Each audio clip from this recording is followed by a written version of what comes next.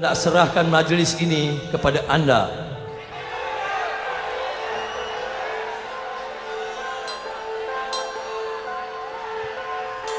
"16 tahun yang lalu, lagu ini ditulis oleh Abid Jiyadi." Assalamualaikum warahmatullahi wabarakatuh dan selamat kembali ke channel Hey Padu Kawali. Terima kasih kepada para subscriber, tuan-tuan dan puan-puan dan bakal subscriber yang akan subscribe video saya selepas tamat video ini. Kali ini adalah perkongsian pengalaman saya, kenangan saya di Sekolah Kebangsaan Pulau Tuba Langkawi selaku seorang guru ganti pada tahun 2002 yang lalu. Dan dengan kesempatan ini, saya dengan penuh takzim memohon ampun dan maaf sekiranya berlaku percanggahan fakta kerana apa yang saya cakapkan hanyalah berdasarkan pada tahun 2002 itu sahaja. Hey, Padu Kawali.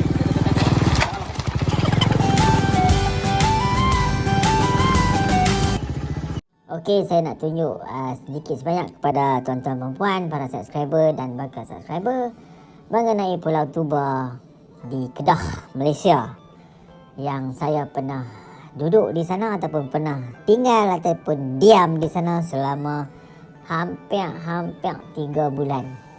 Pasal apa saya duduk sana 3 bulan tu saya akan cerita kemudian. Alright, kita akan tengok dulu, kita akan buka setting. Saya setting siap ni. Kita berada 63,170 km dari bumi. Nampak di bawah tu? Yes, di bawah tu. So ini kita buka. Kita akan pergi ke JT Kuah di Langkawi dulu. Kita akan search kat sini. Alright, kita enter satu kali. Ya, itu dia pergerakan. Sampailah ke JT Kuah Langkawi. Kuah tu adalah bandar utama di Langkawi. Boleh kata kalau bahasa mudah dia, is the capital of Langkawi, ibu negeri Langkawi. So JT Kuah ni adalah pintu masuk ke Langkawi melalui jalan laut daripada Kuala Kedah, daripada Penang, daripada Kuala Perlis dan juga daripada Satun ataupun Setoi di Thailand. Jadi Pulau Tuba di mana? So kita kecilkan balik. Okey, Pulau Tuba duk ada di sini. Duk ada di sini. Kita perbetul sikit dia punya tu. So ni antara Kuah dan Pulau Tuba. Di sebelah Pulau Tuba ni lagi popular sebenarnya. Semua orang tahu Pulau Dayang Bunting, yang di mana ada sebuah tasik Dayang Bunting, tasik Ayak Tawak. Daripada JT Kuah tu kita akan naik bot di JT Marble. Untuk ke Tuba ni pada tahun 2002 dulu ada satu JT iaitu JT Marble. So JT Marble ni terletak di kawasan sini.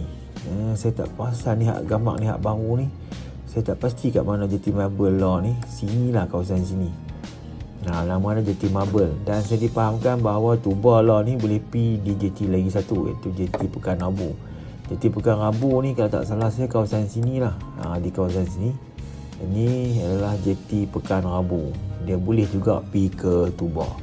Pada tahun 2002 yang lalu, Tuba ni yang saya ingat saya ada 2 JT saja. Saya kecilkan. Okey, kita tengok ni adalah Pulau Tuba. Okey, kita buat bagi ngam-ngam dulu. Dia ada 2 JT saja, iaitu satu JT utama ada di sana ni. Sini. Ni. Ini adalah JT Tuba yang utama. Maksudnya utama tu dia boleh masuk, dia ada tempat fasiliti tu luas apa semua, nak buat kenderaan apa semua, pontun pun boleh singgah sinilah. Ni adalah tempat bot akan mendarat ni. Biru ni adalah bumbung. Ini kawasan ni adalah kawasan JT. Ada kedai-kedai minum dulu ni. 19 tahun lepas ni ada kedai-kedai minum kat sini. So satu lagi adalah di Selat. Tuba ni. Satu lagi di Selat. Biasa kami panggil Selat lah. Saya panggil Selat. Orang ni pun rasa orang Tuba panggil Selat. Dia Selat ni merujuk kepada Selat ni adalah Selat Baganyok ataupun Selat Baganyok yang memisahkan Pulau Dayang Bunting dengan Pulau Tuba. Ini JT dia. Ingat-ingat saya, inilah JT dah. Ini JT Selat. Dia merujuk pada apa tadi? Merujuk pada Selat Baganyok, dan kawasan yang berhadapan dengan JT ni adalah Lubuk Cempedak. Dekat di sekolah dia ada sekolah Lubuk Cempedak, lepas tu ada sekolah Langkawi, sekolah menengah Langkawi di sini. Masa saya pergi tu, sekolah menengah Langkawi tu baru buka rasanya, baru buka setahun tu, 2001 ke, tahun 2001 tahun 2000 dia buka. So dia baru lagi. So makna budak-budak Tuba yang tak dapat panggilan ke Kuah ataupun ke mana-mana sekolah di asrama, dia pun ada sekolah sendiri di Tuba sendiri. Kalau tidak, dia pun kena jemberang lah pergi ke Kuah untuk sambung mengaji sana. Tak kira lah sekolah Mahsuri ke mana ke, itu pun saya tak pastilah sekolah mana kan. Cuma pada masa tu sekiranya saya tak dapat nak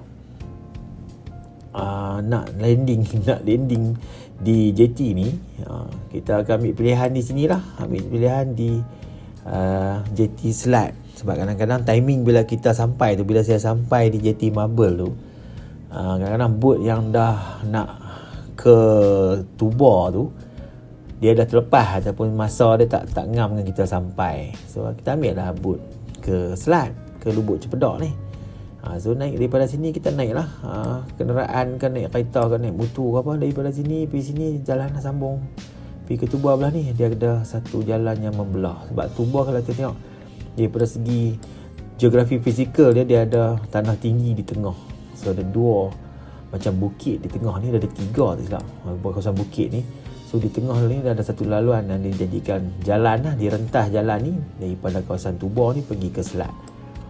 Satu lagi, pada tahun 2002 tu saya jambatan ni tak ada lagi lah. 2002 ni tak ada lagi jambatan tu yang menyambung Pulau Tuba ke Pulau Dayang Bunting tu. Dia tak sambung lagi. Masa tu masih lagi dalam keadaan orang kata baru pacak tiang lah, baru ada cucuk, baru ada nampak tiang sikit-sikit. So malangnya untuk kita tengok keadaan Tuba ni, bagi saya Tuba akan kekal special lah, sebab dia tak ada street view. Dia tak ada street view dalam Google Earth ni. Dalam Google Map, Google Earth dia tak ada street view. Cuma dia ada bagi sikit, itu pun tempat tu lah dekat JT Selat. Saya klik street view ni. Okay, street view ni kita nak tengok di situ lah. Di sini. Di sini.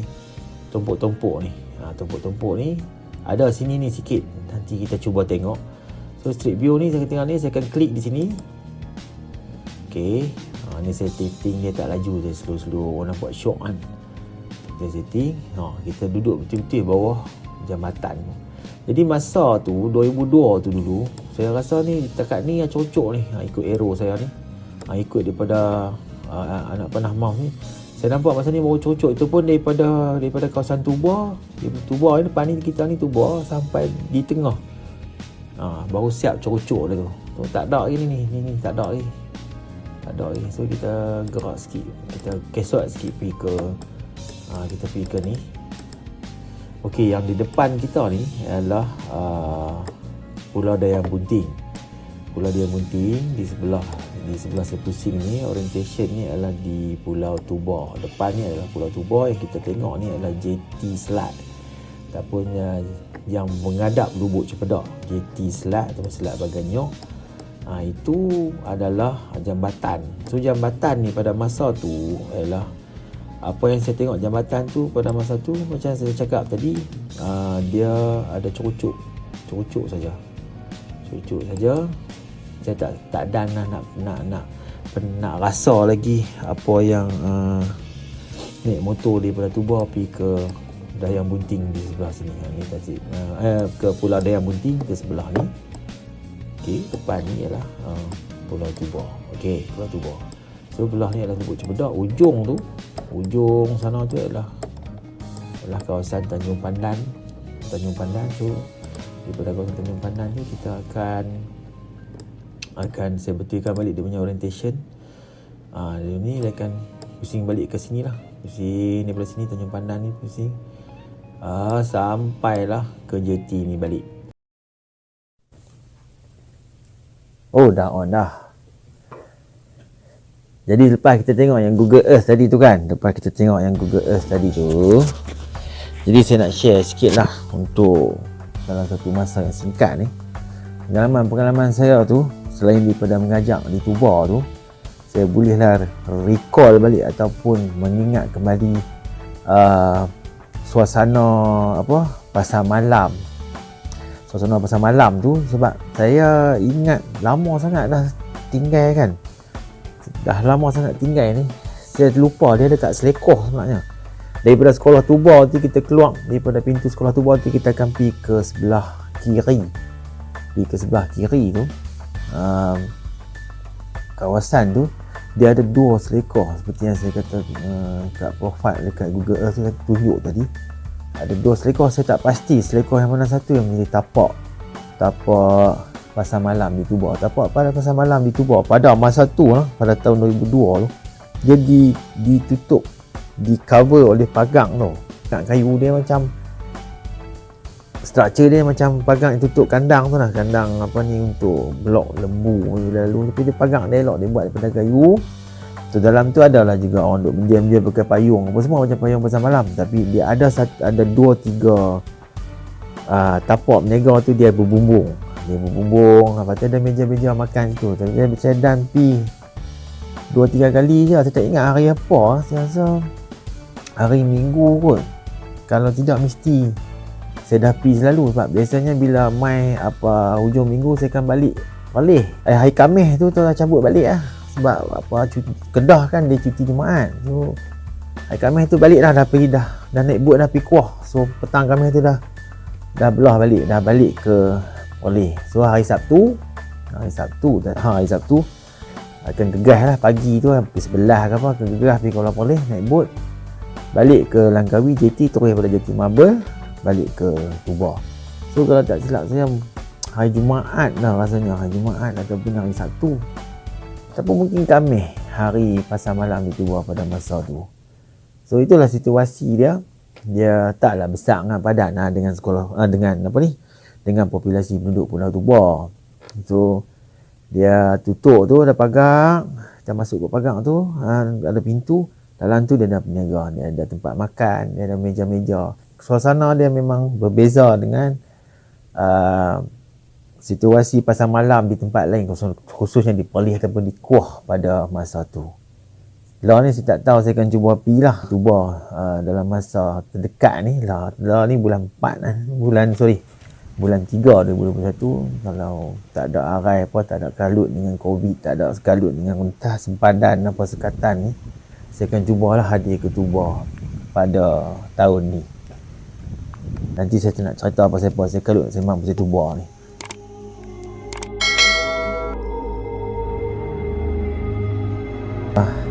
Ada satu pengalaman bagi saya, nak kata seram pun tak, nak kata mistik pun tak. Kawasan tu juga masa tu hari lain naik motor malam kot. Motor kami pakai minyak botol nak abang. Motor pakai minyak botol Malam tu balik pada mana tak tahu. Kawasan tu lah, di kawasan pasar malam. Mungkin pada hari yang sama. Saya pergi pasar malam tu. Saya nak balik dengan tu lah, dengan Ijan, dengan Cikgu Imi tu. Saya nampak satu shooting star tu macam tarik bintang lah di kawasan belakang tapak pasar malam tu. Tapi belakang tu sebenarnya bukit lah, ada satu kawasan bukit, Gua Kelawang kot belakang tu. Dia menghadap ke situ, saya nampak sekali itulah. Tapi saya rasa ni mustahil, bukit tarik bintang ke apa ni kan, nak kata hantu ke. Masalahnya kalau orang Melayu ni dia percaya kalau benda-benda shooting star ni, dia mungkin kata benda tu mungkin 77, mungkin Tanglong adalah hantu-hantu yang terbang macam bentuk api kan. Tapi itulah pengalaman saya tengok dengan mata sendiri, dan saya pasti dan disahkan bahawa itu adalah benda yang saya tengok dengan nyata, bukan perasaan. Di kawasan pasar malam di belakang tu lah, bukan tang atas pasar malam tu, pasal lerak habis kami lagi. Di belakang tu. So selain pada itu, Sedan juga merasa musim wak-wak, burung wak-wak tu, burung sintar banyak musim tu. Maksud dia saya tak pi ikut orang kampung, cuma saya dapat maklumat tu sambil kita tengok daripada balik tu, kira burung wak-wak memang cukup banyak, cukup jenuh lah. Tak silap bulan 8 tu, antara bulan Julai ke bulan Ogos, saya tak pasti. Memang banyak. Depa pergi terdir, depa pergi tangkap macam tu di pokok. Terdir macam tu punya banyak burung wak-wak. Dan biasanya aktiviti malam ni biasanya selain daripada confirm lah makan di kedai, pergi karaoke lah. Ada kedai saya tak ingat lah. Wah, kedai siapa saya buat karaoke, sebab waktu tu lah saya praktis lagu Mercy, lagu-lagu Deloitte, lagu Pampers, lagu-lagu band ngeband 70-an 80-an daripada Indonesia kan, yang saya reti nyanyi lah kan. Pada masa tu di kedai tu dekat kawasan tu lah, kawasan Bandaraya ataupun City of Tuba tu, dia ujung. Yang tengah tu kedai yang ada Astro tu. Waktu tu ramai tengok bola kat situ. Saya pun lupa nama apa, Bang Idan ke siapa. Yang tu kedai runcit apa semua, seperti yang tengok Google. Itu pengalaman lah. Pengalaman saya dengan orang Tuba. Lepas tu kadang-kadang bila bola, lepas tu boring. Dia tadi lah naik motor cross lah ikut jalan rentas yang saya kata tadi tu. Pergi ke Selat. So hala daripada Selat tu kita cross ikut sekolah Lubuk Cepedak tu. Dulu ni tak jauh pada situ lah. Saya rasa dalam tak sampai 300 meter kot daripada sekolah Lubuk Cepedak tu. Ada satu kedai mi udang. Saya tak sure lah kedai mi tu ada lagi ataupun dia dah upgrade.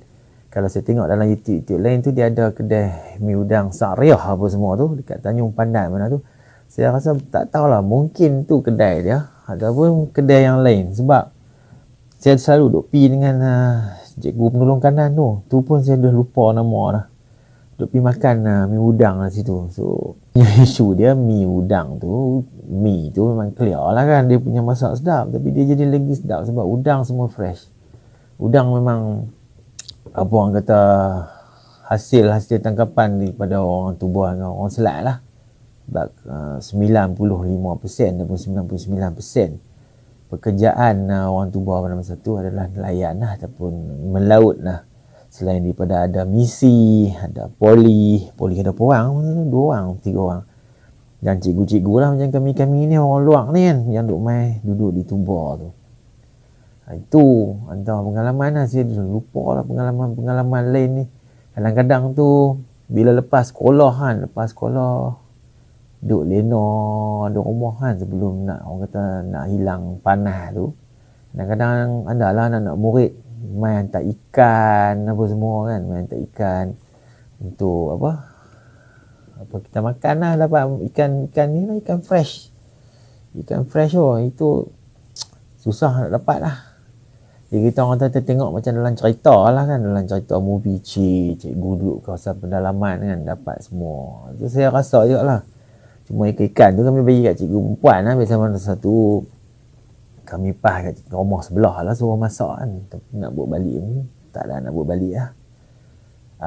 Ada lagi satu pengalaman yang saya tak boleh lupa, ialah kantin sekolah Tubuh tu terbakar. Waktu tu pukul 2 pagi kot, pukul 2 pagi ke pukul 4 pagi, kantin sekolah tu terbakar. Jadi kami melompat lah, dia orang kata terbakar. Dia pun main ni lah, main gerak kami tidur, mangkit tidur lah.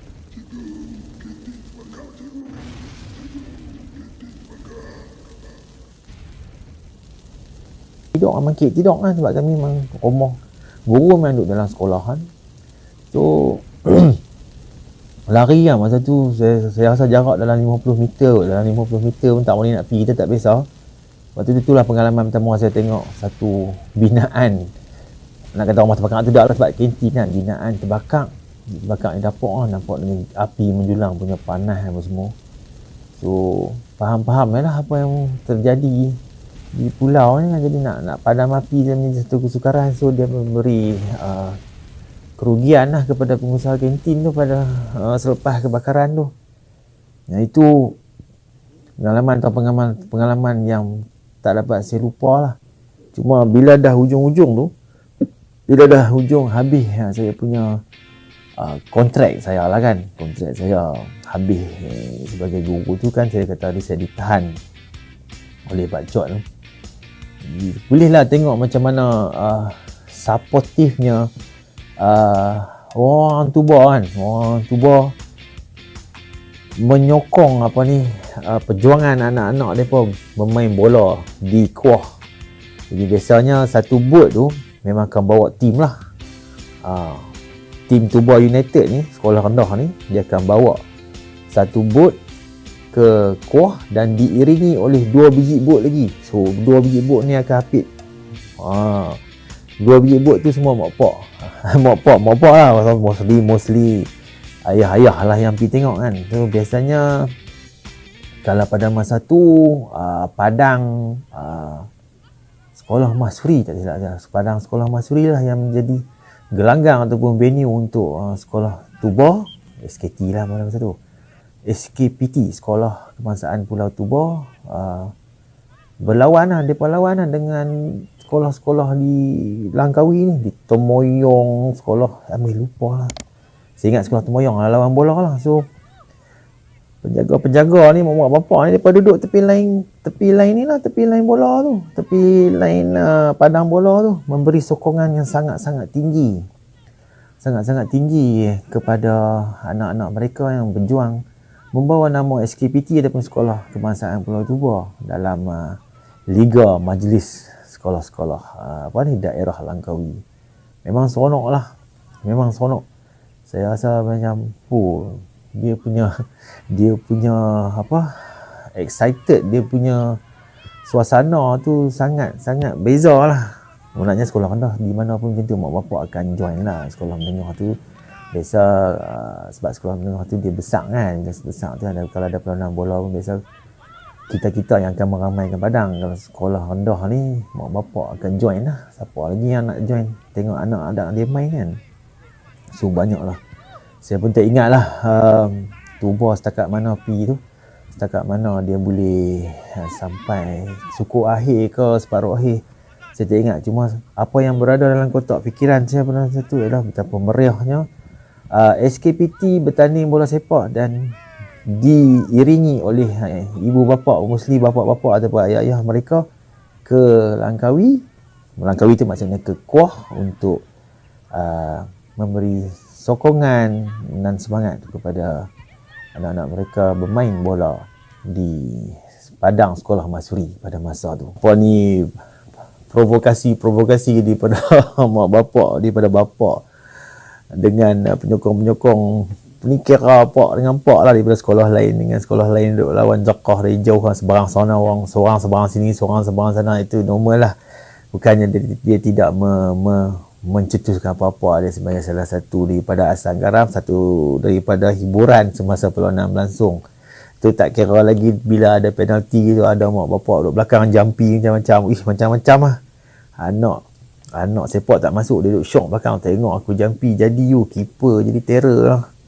Ada kita tengok. Cuma pada masa tu sayangnya sebab saya tidak ada kamera lah seperti masa ni tahun 2002 kan, untuk merakam kenangan-kenangan saya sepanjang di Pulau Tuba tu.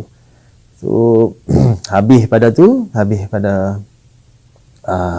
musim sukan tu adalah sukan majlis sukan daerah pun ada juga, MSSDL saya di stadium tu, dia buat di stadium di Kuah tu, lawan lari apa semua. Jadi biasanya kami kalah dengan sekolah bayah lah.